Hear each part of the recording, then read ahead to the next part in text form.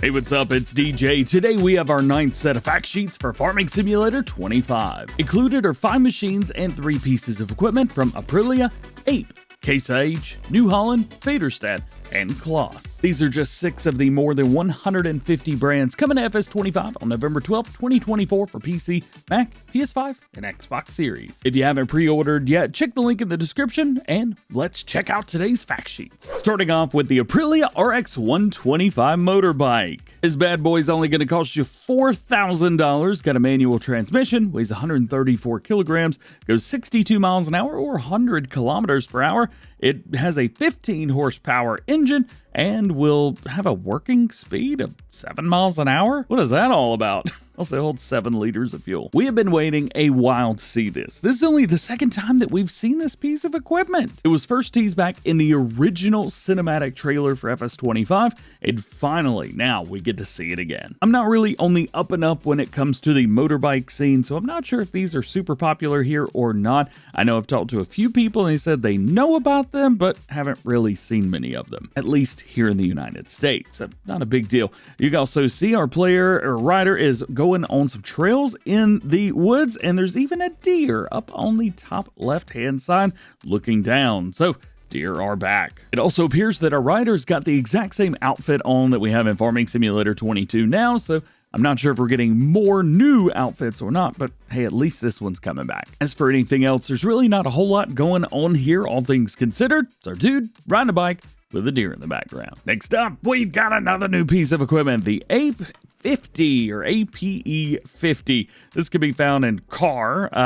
It's a $5,500 3 horsepower engine, so was that 5 times less than the motorbike? It's got a CVT transmission, 10 liters of fuel, and it will travel at 23 miles per hour or 38 kilometers per hour. Also, it weighs about half a ton. This is a piece of equipment that we got to see for the first time in the Holland trailer. It looks like on the back of it, it's transporting some frozen peas. This is exactly, or maybe green beans, this is exactly what like the Walmart brands of frozen food look like here in the United States. Of course, we're also on Holland, and as you can see from the left-hand side, it is raining in this screenshot, and we've got a bunch of billboards everywhere. I'm not going to read them all out, but you can pause the video if you would like and check it out. I'm not sure if this is the first 3-wheeled base game piece of equipment that we've ever gotten, but it's certainly the first time we've ever gotten anything quite like this before. It's a little 1-seater, holds about 1 pallet in the back, maybe a bale or 2 if they're baby bales. And as I can attest from recently driving this around Holland when I was at the Case IH event last weekend, it is quite slow and loud. Still, nonetheless, I'm excited to see something new and honestly very different from what we're used to seeing come into the base game. This is great. Next is a twofer. We start with the Case IH Puma 260 CVX drive. This is going to cost you $270,500 before any customization options. It's got 302 horsepower, variable transmission, 390 liters of fuel. It goes 31 miles an hour or 50 kilometers per hour. It weighs 7.3 tons. And we have a base game Case IH round baler. Oh man, the Case IH RB456 HD Pro. $65,000 for this, 4 tons. Is going to go around out at 120 horsepower required, between 125 and 150 centimeter round bales, and it will do it all at 11 miles an hour or 17 kilometers per hour. This is a very, very cool setup. I'm super excited to see Case IH round balers come into the game, and I'm excited to see a base game Puma. I mean, we figured we would be getting stuff like this, but hey, Farming Simulator 22 proved that we don't always get what we want in the base game to start with, especially when it comes to red equipment. So it's great to see more red stuff. As for everything else, everything looks like it's the most current models or most up-to-date models with Case IH, though I do believe they're redoing a bunch of stuff in 2025. And I don't know if this is that model or not. I don't know a whole lot about the real life stuff. What I do see though are EU warning signs up there. Correct me if I'm wrong, but I have not seen USA tractors with stuff like this. Normally they've got different styles. If these are there, well, hey, that's fine, but I know these are quite European. For everything else here, looks really good. I like the lighting difference. The sun's kind of coming from the top right hand on the other side of the tractor. Coming in, we can see the shadows. That looks really good. Dirt on the tires looks great as well. I'm happy with this. A lot of people have complained about the lighting in the dirt. I'm cool with it. Maybe you are, maybe you're not. Hey, you can let me know. Looks like we've already made one round bale off into the back left-hand side, and we're making more out of some straw. And I can't really see much else around. I do believe we're on the USA map, but I can't be sure. Moving along, the next one is also a twofer. We have the New Holland T7 LWB PLMI. This one's going to cost you $239,500. Why is everything 500?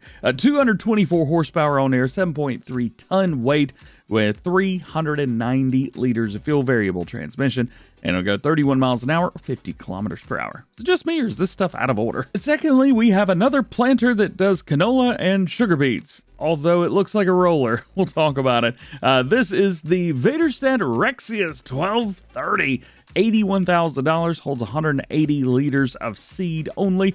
170 horsepower is required, goes 7 miles an hour, 12 kilometers per hour. It's an 8.1 meter work width and weighs 2.8 tons. Now, call me crazy, but that's a roller, right? I'm not going to sit here and say that I know how these work in real life or even how it's putting seed into the ground. What I can say is that I'm excited to see more new equipment, and after speaking with Vaderstad at an event earlier this year, really excited to see more of their equipment in Farm Sim. Again, with the warning signs on the tractor, but we've already talked about that one, so we won't do it again. What we can see is that we're on the USA map for sure right here. We've got a field in the back that is ready to be harvested. We got some little houses, a water tank, and plenty of trees, which start to get a little bit more blurrier and blurrier the farther away you get. Tractor looks good, model looks great, and also it doesn't look like we have any ground deformation, at least with this screenshot. I don't know if it's sitting still, but one thing that I have not seen in a lot of screenshots is ground deformation. So I wonder if you can turn that off. Nonetheless, here you go. I know a lot of people are excited about the T7, and I'm excited about T7 and Vaderstad, so let's go. And sadly, all good things have to come to an end. This is our last fact sheet for today. The Claas Jaguar 990 Terra Track.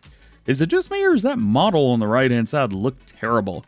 Maybe it's just me. I don't know. I'm recording this in 4K. It looks just as bad on my end as it does on yours. This is a forage harvester, obviously, $625,500, 925 horsepower. It's going to need it too. 18.6 tons, holds 37 liters, and I'm almost positive that's your silage additive. It will run at 25 miles an hour, 40 kilometers per hour, 1,500 liters of fuel with a variable transmission. At the bottom, it looks like our fill types are going to be chaff, grass, wood chips, and of course, that silage additive. Secondly on this sheet, and last today, is the Claas Orbis 900 header. This is going to whole crop a lot of different crops down at the bottom. $127,000 for this. It requires 840 horsepower, 4.1 tons by itself, 9 meter working width at 6 miles an hour or 10 kilometers per hour. And let's see if we can get all of this right. So we have corn, wheat, barley, oats, canola, sorghum, soybeans, and sunflowers. I believe that's everything. After their introduction in Farming Simulator 19, Claas machines have taken over Farming Simulator, and the only thing that may have been even more hyped was John Deere beforehand. Here we can see our Jaguar chaffing up some corn before it is ready for regular harvest, so looks like that's going to be coming back. In the very background on the right-hand side, looks like a Krone tipper or forage wagon. And one thing that we do see in this screenshot is ground deformation right behind the rear tires. This is not a thing that I normally do a lot. I don't do a lot of chaffing with forage wagons. Maybe I should start doing this more, but it's just not something I do. I'm more of a grass silage kind of person. As far as everything else goes, there's really nothing else that I could see out of this screenshot that we haven't seen already, that we didn't already know, anything like that. One thing is, we do have a trailer hitch on the back of the Jaguar, leading me to believe that we'll be able to hook a few things up.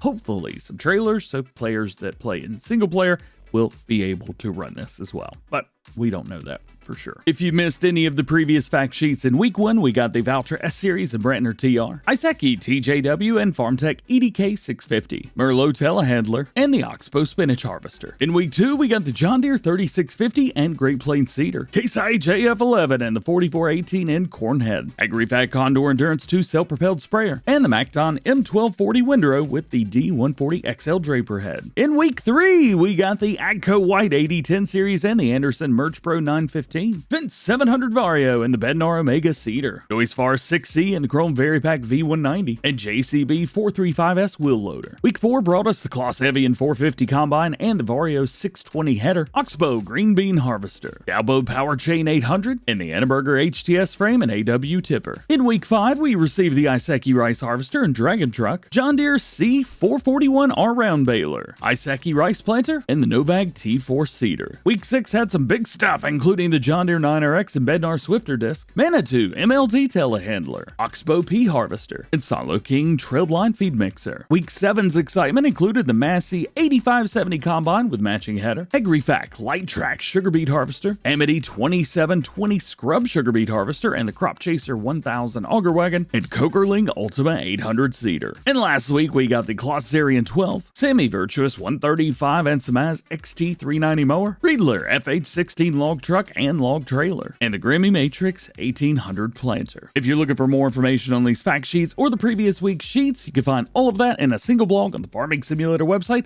which is updated weekly. Since most of the machines will not be announced through those fact sheets, I'm also showcasing all the other equipment as it's announced on the website, so get subscribed, that way you don't miss it. Already got a couple videos out. In total, we've only got 2 more weeks left, 2 more Fridays before the release of FS25. In all, we're expecting between 60 and 80 pieces of equipment and fact sheets. However, there's going to be over 400 pieces of equipment in the base game, with more later to come in free content updates.